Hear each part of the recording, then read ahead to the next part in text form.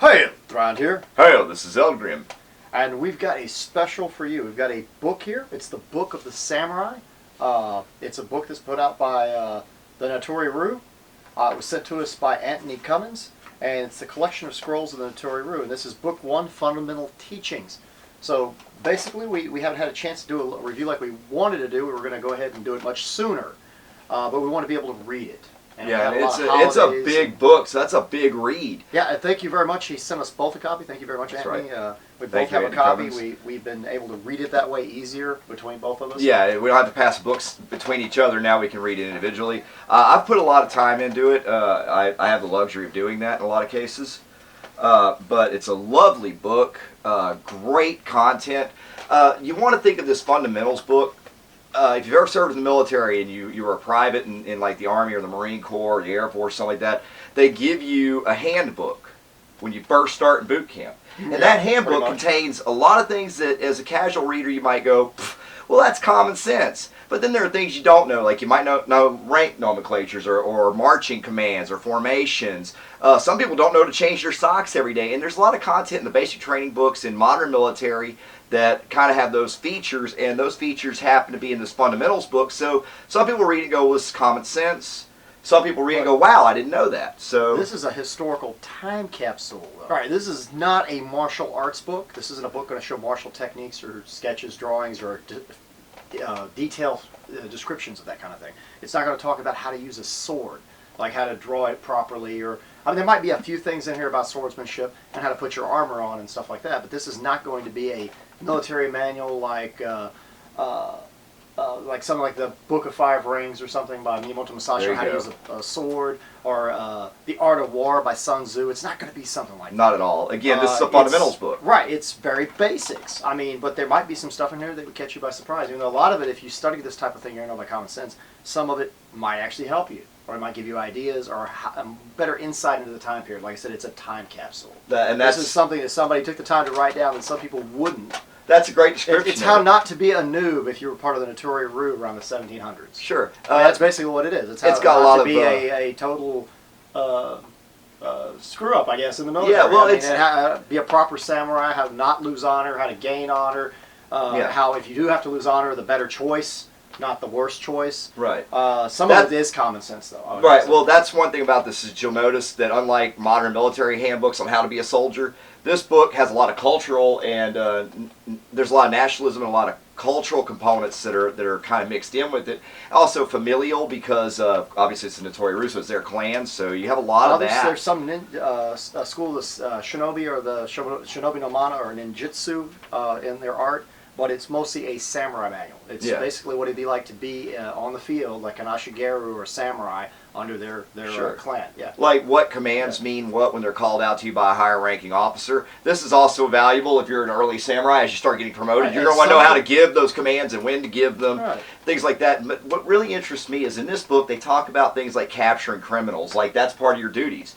So when you capture a criminal, did act as military men acted as police, right? Because they didn't have actual. They did later century have police, but early period they were the police. Well, in this book, what I find really fascinating, the shogun or warlord at the time. Yeah, what I find fascinating in this book is them talking about you chasing a fleeing criminal who has a ranged weapon like a bow or something like that, and what you're supposed to do and how you'll lose honor if you fall back and don't chase. And they tell you go ahead and run at him. So that's one test I'd like to do out of this book. They're saying he'll normally miss, or if you charge him and he stops to aim and fire, and you're with range of chasing him, he'll normally miss, which, I mean, we know that. I mean, a lot of people say but that. It would be a fun test. Or it's hard for him to draw and fire. Let's say he's got a bow, you don't fire, you release. But if he has a bow or he's going to throw something, throwing something is the easiest thing he could do. That's right. But still, he's got to hit you. So if he does hit you, if he's throwing something, he may not kill you anyway. Especially if you're rushing at. So that's a cool test I want to try out there. There's another one that teaches things as mundane as how to walk faster.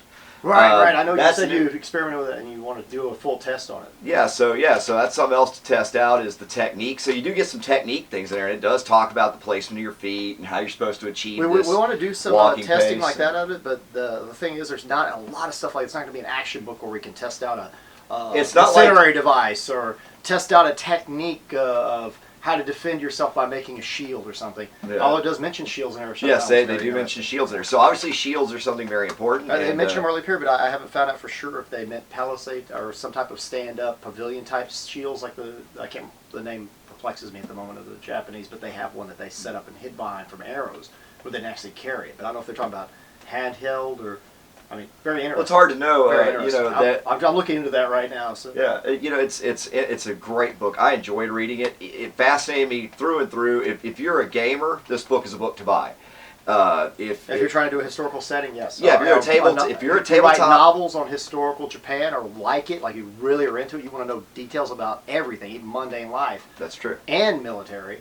It's a good book. I enjoyed it. I'm telling you, as a tabletop pen and paper gamer, if I were playing Gygax's old Oriental Adventures, everything in this book would be so awesome for you to help you stoke your imagination and kind of get those creative juices going. I think that's awesome about this book. But not only that, but just understanding what it was like to be a soldier then and how some of it even is parallel with how we soldier today in a lot of ways. And again, we find in this book, just like the other book that we had read, was it The Ninja and the Samurai? That book is awesome. Right. You realize they're regular people. They're like us. They're not some kind of fantasy image or like a they're not a super X-Man mutant type. Yeah, no, they're warriors and they're people just like us. So and their virtue is no greater than another warrior's virtue from another culture. They pretty much had the same kind of honor system and code of conduct. And this book gives you a lot of information on how your code of conduct should be to reflect the Natori-Ryu clan, which do reflects on that clan. So this book gives you those guidelines. It fits within that time period that it was written. So remember, if you go throughout the different periods, you're going to, in history in Japan, you may find differences even up till now. Like some of the military commands might not be functional now. They wouldn't work. Very true. It'd be like talking old English modernly in the military and try to give commands and people looking at you like, what are you telling me to do? That's very true. That's very true. They wouldn't understand you and what you're telling them in some type of formations and so on. True. And I really, like I said, enjoyed this book. Thank you, Antony Cummins. Thank you, Natori-Ryu. You guys have been nothing but kind to us, and please keep sending us your work. We enjoy reading it. We enjoy reviewing it. And guys, if you haven't subscribed, please subscribe below. We like new subscribers. You'll get all updates when our new videos come out and any other content. Also, make sure that you're commenting in the comments threads below. Like our video. Give us a thumbs up. Find us on Facebook. Thrand and Eldgrim is Well of Remembrance on Facebook. That's our like page. Also, we have our closed group, the Thrand YouTube Boat Crew. That's a private group. You just look in the Facebook search, and you'll find Thrand YouTube Boat Crew, and ask to join. We'll be happy to let you in. You get to talk to Thrand and I personally on a lot of topics that are on history and anachronism. We'll help you with anything that you want to know about. Feel free to go there. Lots of great posts we put on set stills and private videos that you don't see on YouTube. Also, donations help us a lot. As you can see, our donations have gone to constructing a green screen and among other things to help improve the channel. Your donations help us a lot. Financially, you can donate at www.patreon.com/Thrand. Also, we can do that monthly. You can do a small amount, maybe $1, I mean, or more if you like. It's up to you.